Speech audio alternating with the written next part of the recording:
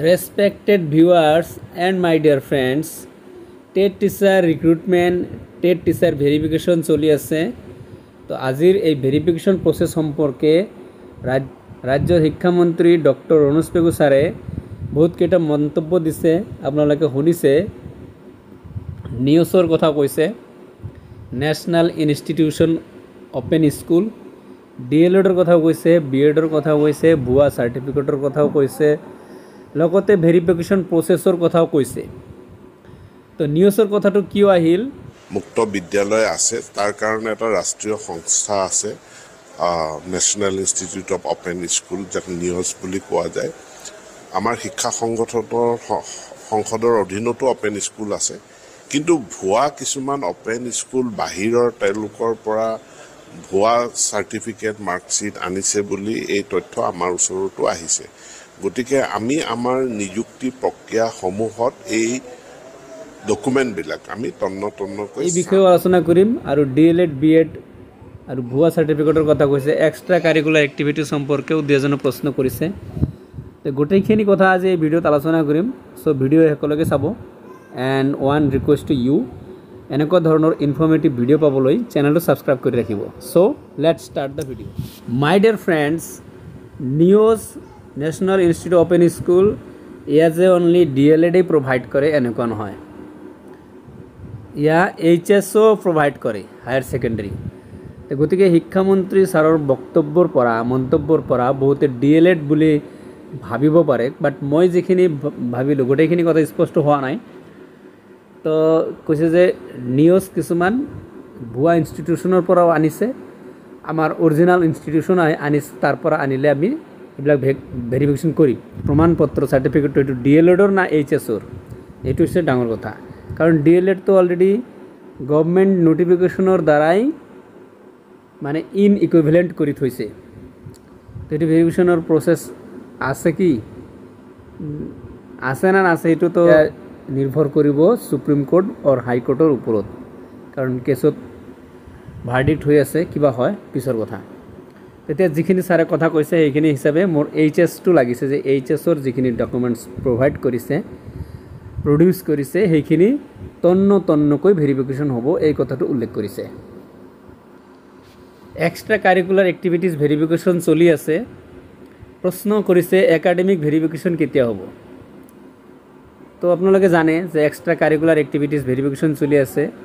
Almost 150 daily verification চলি আছে। এইটো শেষ হোৱাৰ পিছত একাডেমিক ভেৰিফিকেশ্যনটো আৰম্ভ হ'ব। তো বহুতে প্ৰশ্ন কৰিছিল যে এক্সট্ৰা কাৰিকুলাৰ এক্টিভিটিজ যে ভেৰিফিকেশ্যন চলি আছে, ইয়াতে ৰিজেক্টেড বা একচেপ্টেড ৰিজাল্টটো লগে লগে দিয়ে নেকি? নহয়, লগে লগে নিদিয়ে।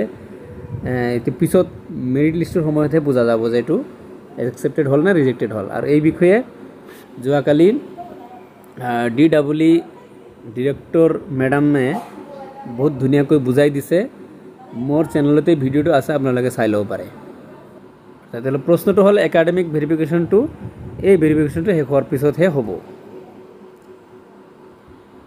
ইয়াৰ পিছত ভেৰিফিকেশ্যন প্ৰচেছ কেইবাটাও পদ্ধতি অৱলম্বন কৰিব as per education minister doctor Ranoj Pegu sir. তেখেতে জনাইছে যে ভেৰিফিকেশ্যন বহুত ভালকৈ হ'ব, তন্নকৈ হ'ব, আৰু কেইবাটা পদ্ধতিত হ'ব। সেয়া হৈছে বেক ইন ভেৰিফিকেশ্যন হ'ব পাৰে, বেক অফিচ ভেৰিফিকেশ্যন, ইনষ্টিটিউশ্যনলৈকে ভেৰিফিকেশ্যন হ'ব।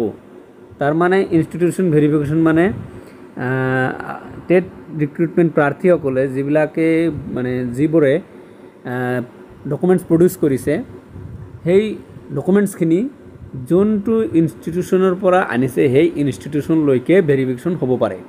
এই কথাটো শিক্ষামন্ত্ৰী ছাৰে জনাইছে। নেক্সট এক্সট্ৰা কাৰিকুলাৰ এক্টিভিটিছৰ ভেৰিফিকেশ্যনটো চলি আছে। ইয়াও য'ৰ পৰা প্ৰডিউচ হৈছে এই চাৰ্টিফিকেটটো তালৈ সেই অফিচলৈকে যাব পাৰে। তো একাডেমিক ভেৰিফিকেশ্যনটো ঠিক তেনেকুৱাই। একাডেমিক ভেৰিফিকেশ্যনটো বেচিকেলি অসমতে থাকে। এইটো হ'ব, এইবোৰ এক্সট্ৰা কাৰিকুলাৰ ভেৰিফিকেশ্যনটো শেষ হোৱাৰ পিছত একাডেমিক ভেৰিফিকেশ্যনটো হ'ব। মাই ডিয়াৰ ফ্ৰেণ্ডছ, আৰু এটা কনফিউজন টাইপৰ কুৱেশ্যন, ইয়ে হৈছে again TET teacher recruitment advertisement দিব এজ পাৰ DEE, মানে ডিৰেক্টৰ মেডামে কালি মিডিয়াত কৈছে প্ৰচেছটো চলি আছে। আকৌ 4000 প্লাছ এটা এডভাৰ্টিজমেণ্ট হ'ব। এয়া হ'ব মাৰ্চ 2025লৈকে ভেকেঞ্চি হোৱা মানে ৰিটায়াৰমেণ্ট হোৱা আগতীয়াকৈ সেই পোষ্টখিনি, এইটো অৱশ্য শিক্ষামন্ত্ৰী ছাৰেও কৈছিল যে আগতীয়াকৈ পোষ্টখিনি আমি ভৰ্তি কৰি ৰাখিলে যেতিয়া ৰিটায়াৰমেণ্ট হ'ব তাতে সোমাই দিম, যাতে এডুকেশ্যন হেম্পাৰ নহয়। ডিচিশ্যনটো বহুত ভাল, কিন্তু প্ৰশ্ন কৰিছে হাউ ইট পচিবল, এইটো সম্ভৱ কেনেকৈ? এটা এডভাৰ্টিজমেণ্ট ৰান কৰি আছে, ভেৰিফিকেশ্যন চলি আছে, সেই এডভাৰ্টিজমেণ্টৰ মানে নিষ্পত্তি নোহোৱালৈকে আকৌ নতুন এটা এডভাৰ্টিজমেণ্ট কেনেকৈ দিব? ইয়াত কিন্তু মোৰো কনফিউজন আছে।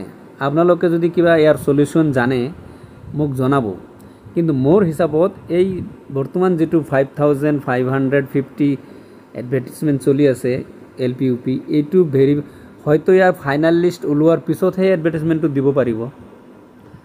আৰু যদি এইটো চলাকালীনেই দি দিয়ে তেনেহ'লেতো এই মানুহখিনি আকৌ তাতে এপ্লাই কৰিব, এটাই হৈ যাব। কিন্তু কালি যিখিনি মেডামে মানে মিডিয়াত জনাইছে গোটেইখিনি কথা স্পষ্ট হোৱা নাই।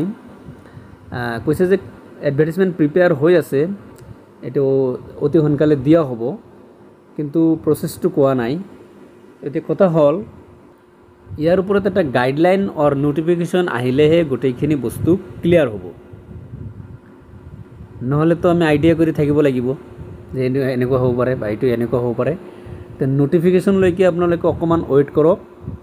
আৰু কিবা যদি নতুন ইনফৰ্মেশ্যন আহে ইয়াৰ ওপৰত তেতিয়াহ'লে মই আপোনালোকক শ্বেয়াৰ কৰি দিম। চ' ফ্ৰেণ্ডছ, আজিৰ ইনফৰ্মেশ্যন ইমানতে শেষ কৰিলোঁ। কিবা জানিবলৈ হ'লে অৱশ্যে কমেণ্টছ কৰিব। চ' থেংক ইউ ফৰ ৱাচিং দ্য ভিডিঅ' ভাল লাগিলে লাইক কৰি দিব আৰু আপোনাৰ ফ্ৰেণ্ডছৰ লগত ভিডিঅ'টো শ্বেয়াৰ কৰি দিব। লগতে এটা ৰিকুৱেষ্ট, চেনেলটো ছাবস্ক্ৰাইব কৰি ৰাখিব। সকলোকে অল দ্য বেষ্ট জনাই মই ভিডিঅ'ৰ পৰা বিদায় লৈছোঁ। Thank you so' much.